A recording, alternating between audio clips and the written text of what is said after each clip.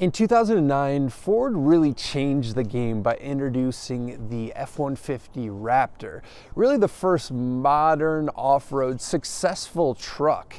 And since then, pretty much every other manufacturer has gotten in on that game. You have things like the Toyota Tundra TRD Pro that we reviewed a couple weeks ago, the Ram TRX and Power Wagon. Heck, even Ford has another competitor of its own in that space with the Tremor.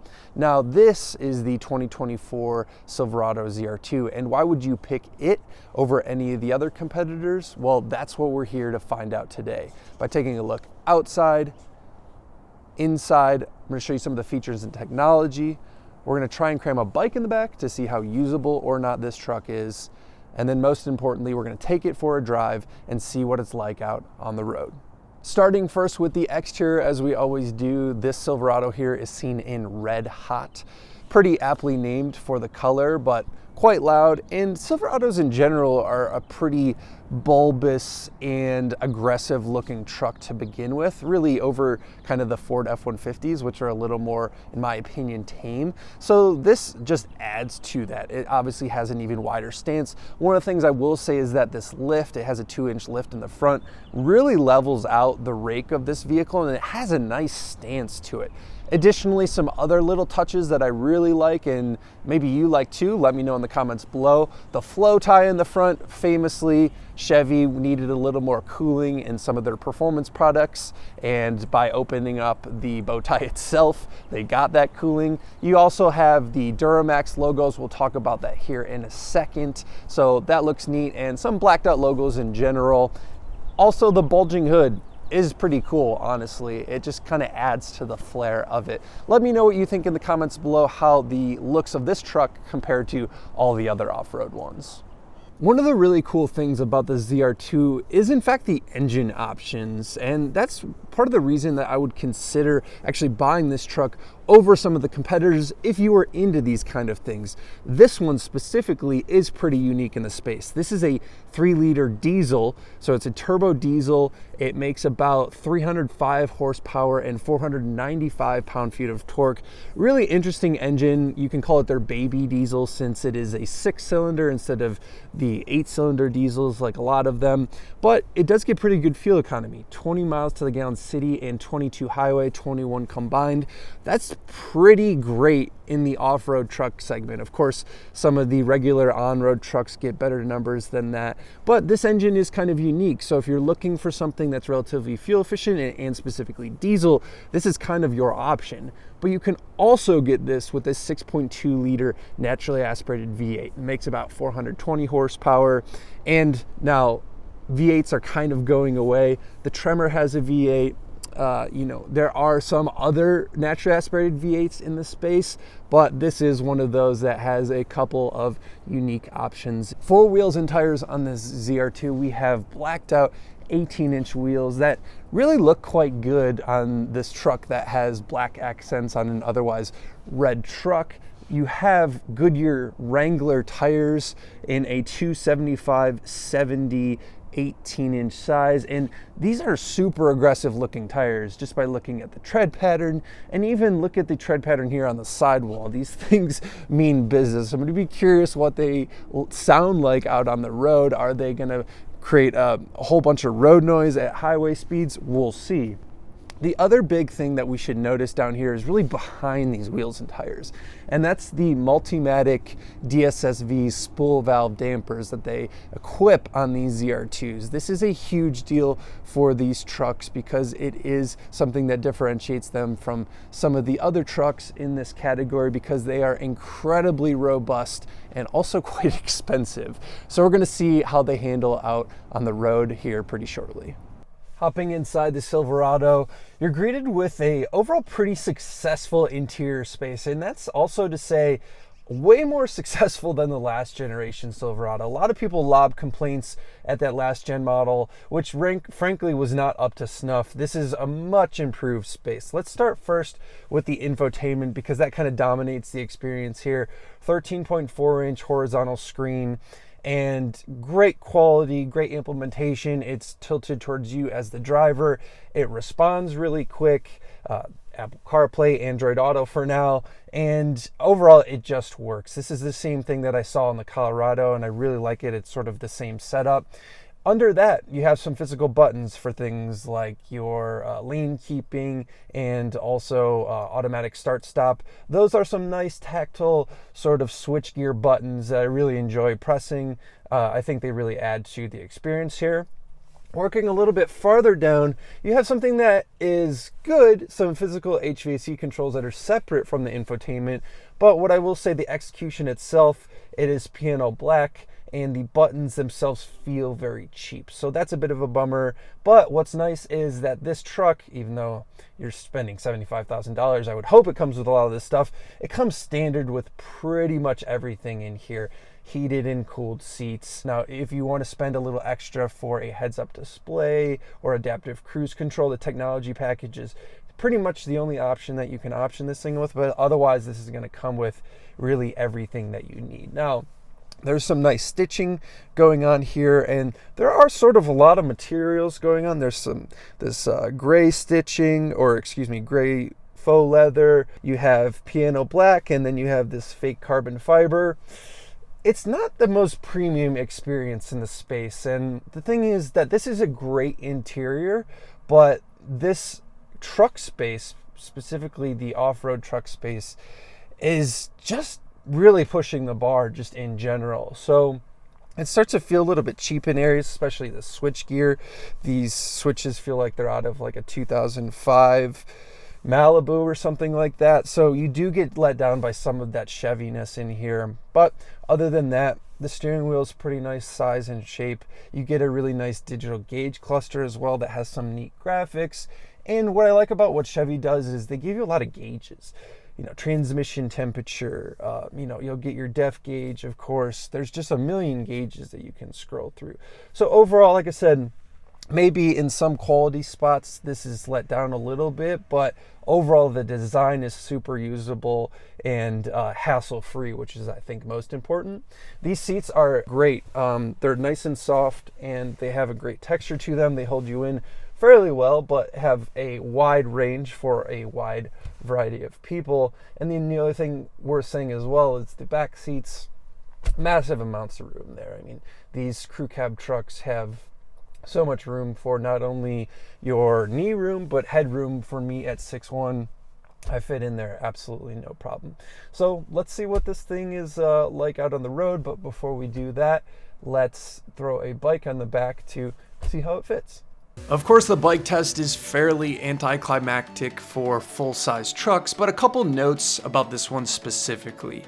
You can only get the ZR2 in a short bed configuration, so that means the 5 3/4 foot bed is the only option. With that said, whether you hang the bike off the tailgate for style points or lie it down in the bed, there's plenty of room for both. If you'd like to see more bike tests on non-trucks, make sure you comment below and hit the subscribe button so you don't miss future videos.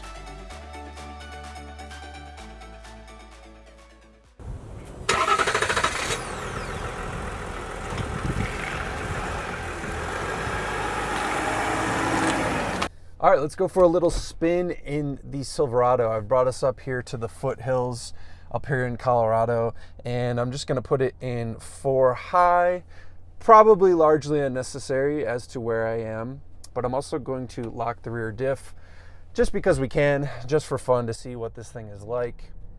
It snowed a little bit last night, as you can see. Traction, no issue. Tires good, 4-wheel drive good. And I think one of the biggest takeaways from this truck that I've noticed, we'll get into the engine and transmission because those are great too, but I'm on this, it's a dirt road. It's not off-road or anything like that. Just a dirt road. I just wanted to kind of show you guys some big bumps, at least bigger bumps than you would experience on roads, unless you live in Michigan. These spool valve shocks are freaking awesome. So what are spool valve shocks?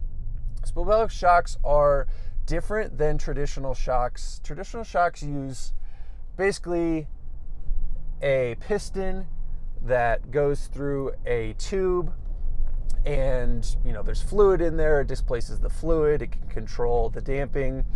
spool valve shocks use spool valves, and the big takeaway, without totally nerding out, is that it offers you a lot more control. It offers you a lot more consistency with the shock dampening. And it was originally a race application. So what's really nice about them is as you heat them up, they are less fickle or finicky with fluid temperature or viscosity changes. So as you heat them up, they are still very consistent, and that works same thing if you've ever ridden in a car and super cold and it rides really rough. That's because traditional shocks with the traditional setup, when it's really cold, that viscosity is really thick and they don't dampen as much. So once again, we don't need to go into all the technical details, but these shocks are friggin' awesome, and they're a huge part of the reason that you would want to buy this specific package, because they are unique in the space. If you want to step up to something like the Raptor or TRX, obviously those are way more expensive, and they have really good suspensions themselves. But in this sort of like middle category here, these shocks are far superior to everything else out there. So that TRD Pro that I just drove, while good, can't match this. And it's both not just off-road with big hits, but also on-road. It's just really buttery smooth for a off-road truck application. Now, is it a Bentley? Is it a Cadillac? No. But they're really, really, really good. And they're, like I said, a big part of the reason that you would buy this. Now, that said, I think the biggest advantage for them is off-road. And when you take big hits, these spool valve shocks will absorb big hits better than just traditional shocks. So you really want to buy this thing and actually take it off-road. Don't just like buy this truck and drive it 99.9% on the road. It's going to be a little bit wasted, unless you just want to flex, which I feel like a lot of people in this truck category frankly do. Neither here nor there. But front and rear lockers, super easy. They're e-lockers, so you just press a button, it locks. Now, keep in mind, to engage the front locker, you have to be in 4 low. I'm just in 4 high here because obviously that would be complete overkill, and at this point now we're on a paved road.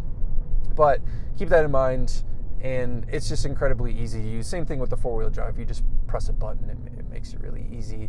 2-speed transfer case. This thing, while I haven't taken it on anything other than dirt roads, it's supremely capable, right? But the reality is, so many modern trucks are really capable off-road. So you're gonna have to really be taking this to a serious off-road park or off-road trail in order to really get the full advantages of this truck. Now, how about this truck just as a truck to live with on a day-to-day basis? And I just switch back to 2-wheel drive. I can do that on the fly, which is really nice. We have this sweet inline 6 turbo diesel. Gets us up to speed. Fantastic. I think I will say, if I was going to get the ZR2, or honestly any Silverado, I would go personally with the V8. And that's not because this engine is bad. In fact, this engine is quite good. But I don't see the advantage when you start to run the numbers. So I'm going to have to put my sunglasses on. I hate to talk to you guys with sunglasses on, but I can't see anything with this reflection. So diesels get better fuel economy, and in fact, let me look through the fuel economy readout here. I've driven this thing 300 miles. I'm getting 22.7 miles to the gallon. And in a big truck like this with 33-inch huge off-road focused tires, that's amazing. No one else is going to be able to touch that. So that's really good. But you start to run the numbers, at least around me, and I think most parts of the US, diesel has just gotten so expensive. So diesel is almost $1 more per gallon. So you could get a gas engine that gets 15 miles a gallon, or you could get this that is 22 miles a gallon. In a lot of sense, it's just a wash.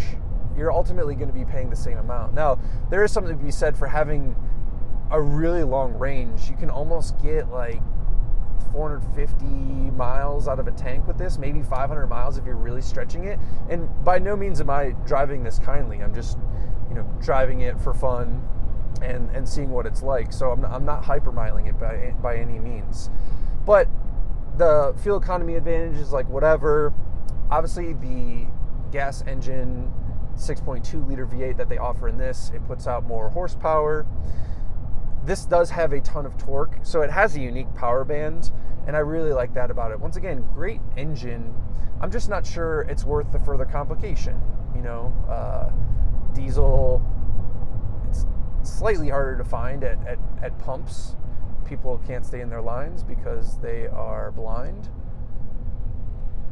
And yeah, you get V8 noises with a 6.2 liter.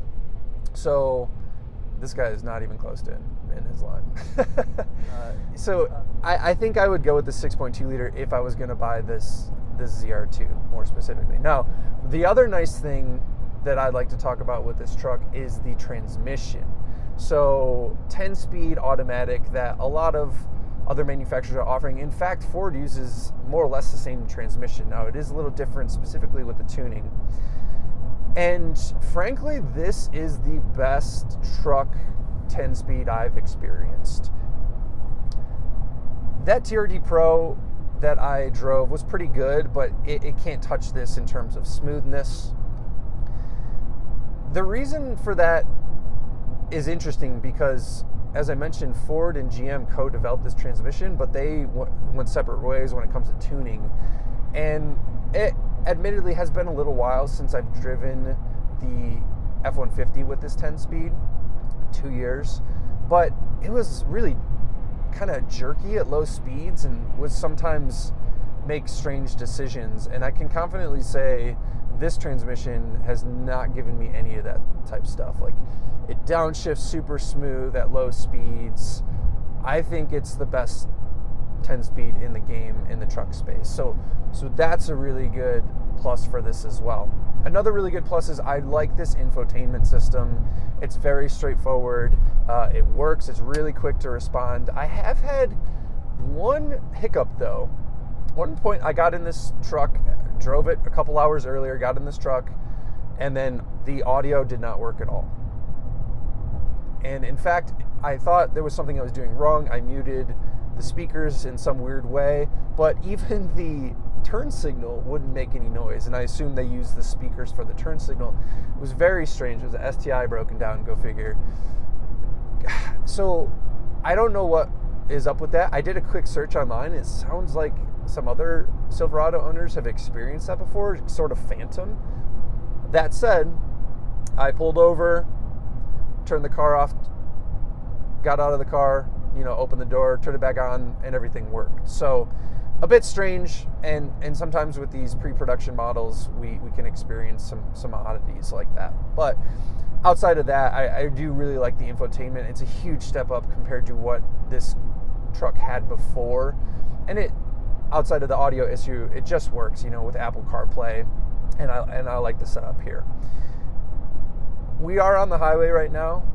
I'm doing allegedly 75 to 80 miles an hour, and even though we have off-road tires, it's really quiet. I mean, these trucks have just come such a long way, and with these fantastic dampers, it's just a excellent package.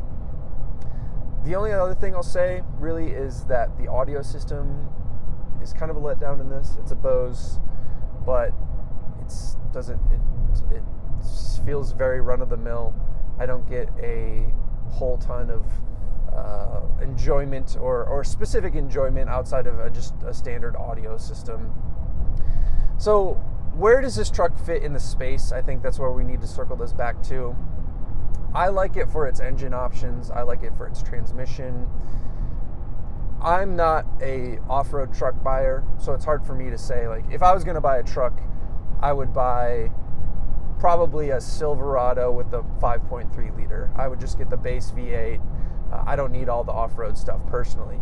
If you need the off-road stuff in this price category, the reason you would buy this over the TRD Pro, in my opinion, is even though Toyota is known for reliability, that engine is hybrid, turbocharged. Like, I would just buy the 6.2 liter V8 in this that is tried and true, is going to last forever, over that truck. I think that truck was slightly more interesting. It had a little more flair to it.